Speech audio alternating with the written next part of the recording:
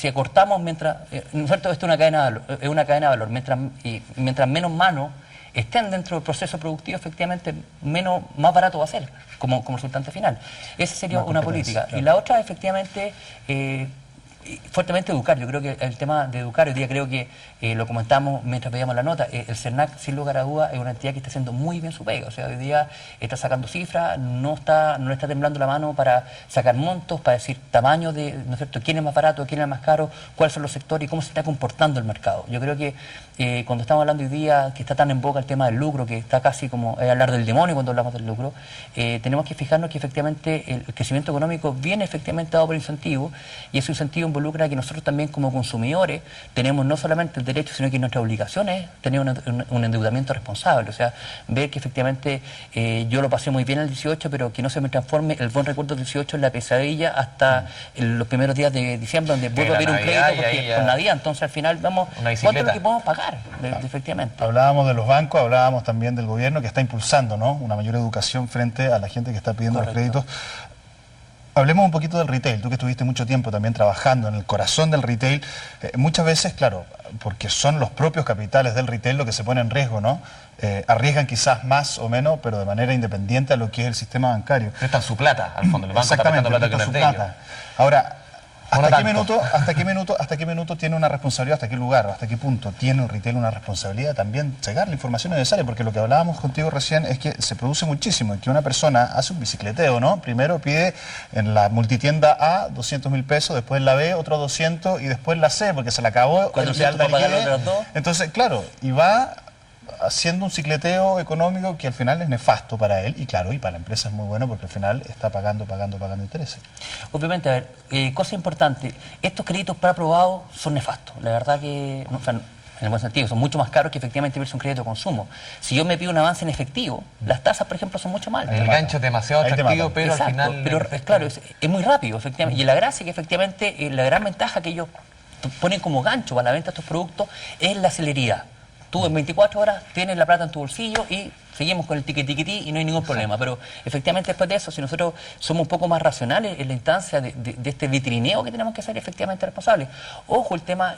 Perdona, ¿crees tú que se debería regular o limitar en alguna medida esa entrega de crédito tan líquido? Lo que pasa es que yo creo que cuando pasan estas crisis y, por ejemplo, estamos muy frescos todavía con el caso de la Polar, del retail, lo normal es siempre sale con una suerte de regulitis, regulémoslo todo. Efectivamente, yo creo que aquí lo importante es que las entidades que están empiecen un poco, ¿no es cierto?, hagan su trabajo de mostrar la instancia, de educar y la verdad que con buena información, un consumidor más informado, automáticamente el tipo va a saber cuál es la mejor opción. Si eso es un tema, es delicado hablar de regulación. ¿Cómo regulo? De hecho, tú me decías, ético, no ético. No sé, de repente nosotros estamos viendo acá que las empresas lo que están para ganar dinero. Entonces, no hay que ser tan lapidario. O sea, aquí la gente, efectivamente, el factor riesgo tiene que partir la economía, igual que la caridad. Uno le suma también, se lo asume de guata, es que al final uno dice, cierta ignorancia de la gente, al final, aunque suene duro, pasa a ser un activo de la empresa. Pero sin lugar a dudas. Es un activo, la ignorancia mía, que yo no sé pedir un crédito, es un activo de la empresa. No estoy diciendo que lo utilicen y prácticamente hagan lo que quieran, pero para ellos también juegan con ese factor. O sea, la simetría de información, sin lugar a dudas, estamos hablando, ¿no es cierto?, salió recién al tapete público el tema del ISAPRE, las ganancias. También el problema del ISAPRE es un tema de asimetría de información. La gente muchas veces no sabe cómo funciona y hay un 7% de sus ingresos que se va destinado a la previsión de salud, ¿no es cierto?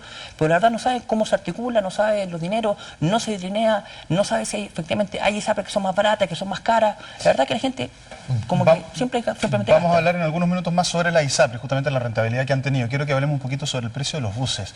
Algunos parlamentarios han planteado la posibilidad de poder regular los precios de los buses porque se da una subida de precio para las fiestas peak, para las fechas peak, digo, que es impresionante. De hecho, el viernes el CERNAC dio a conocer el comunicado del análisis que hacía un poquito del mercado, ¿no? Y el 97%, según este estudio, de las empresas de buses subieron sus precios e incluso se registraron alzas hasta el 180%. El promedio de alza es como 67%, o sea, aquí estamos hablando claramente, y a principio de año ya el CERNAC se tiró. Y más aún, hay medidas de colusión o de subir las barreras de entrada, ¿no? Porque en las mismas estaciones de buses, las compañías que ya están operando arriendan todas las oficinas y no dejan a Lo que que nuevos pasó en el caso de competidores entrar. Turbus con Pullman, que no podían entrar a la línea azul, que otra, la tercera línea en disputa, no puede entrar a ciertos sectores porque está todo ocupado. En ese caso, ¿crees tú que ameritaría un nivel de regulación o de fiscalización mayor dentro del mercado?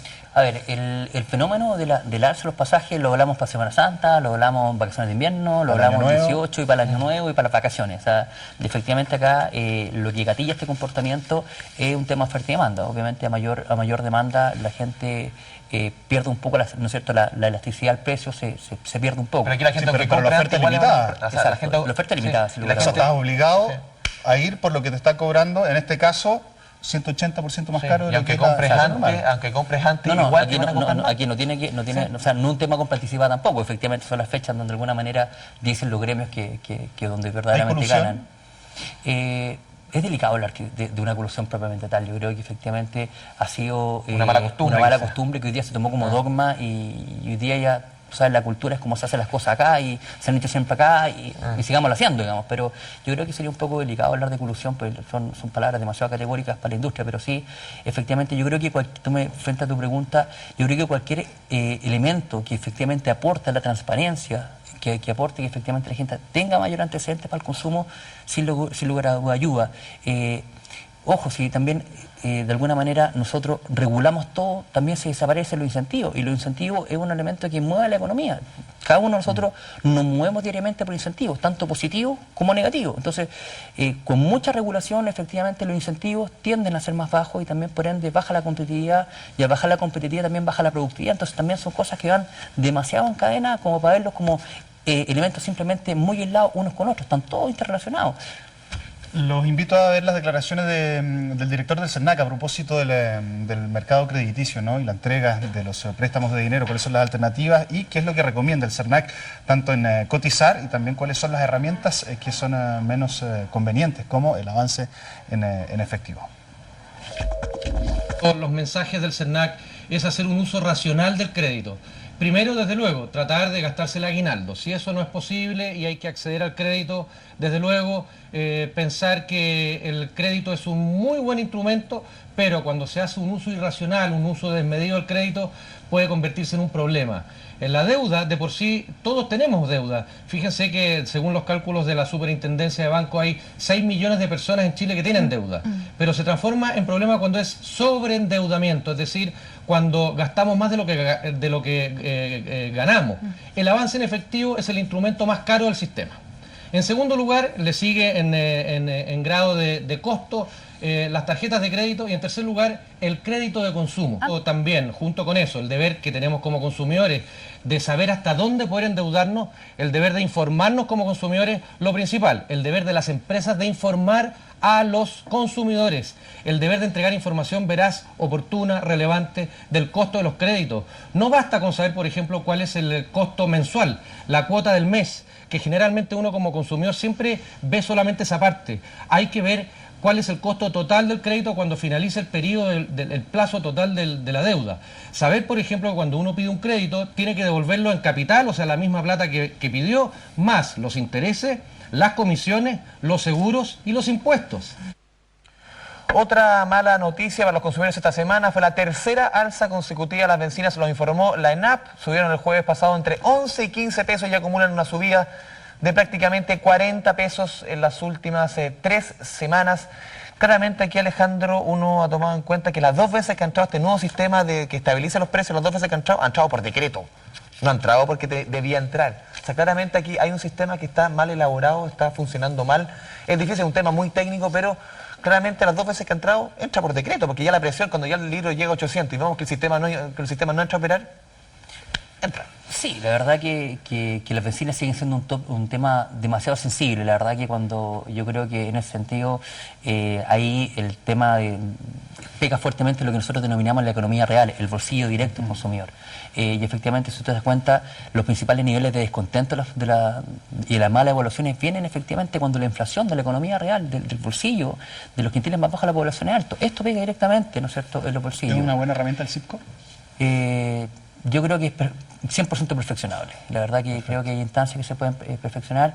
Yo creo que yo le daría, con estos niveles de costo, yo le volvería a dar una vuelta también a los tramos impositivos, pero la verdad que cuando el génesis que tiene este impuesto específico sobre los combustibles... O sea, claramente con la benzina 800 y tanto, aquí algo no está funcionando. Exacto, o sea, estábamos con otros niveles. La verdad que cuando partimos hablando del CIPCO, ¿no es cierto?, y partimos hablando de estos impuestos que eran en su génesis, no sé si recuerdan, era para la reconstrucción del terremoto del 85. Entonces, obviamente, los niveles del precio crudo permitían un porcentaje, pero la verdad ahora, hablar de un porcentaje de algo que vale 100, algo que costaba 10, la diferencia es muy grande. Entonces, yo creo que efectivamente estamos en la instancia de volver a replantearnos efectivamente cuál es la vigencia, cuál es el porcentaje, si hablamos de porcentaje o hablamos de montos fijos, o si efectivamente hoy día con los ingresos que estamos teniendo extras, que hoy día, ¿no es cierto?, hablamos de que la economía chilena está forrada con el nivel de ingresos que estamos teniendo a través del cobre, ¿por qué no darle un respiro también a los consumidores, tomando medidas y bajando a lo mejor paulatinamente los impuestos específicos de los combustibles, que sin lugar a dudas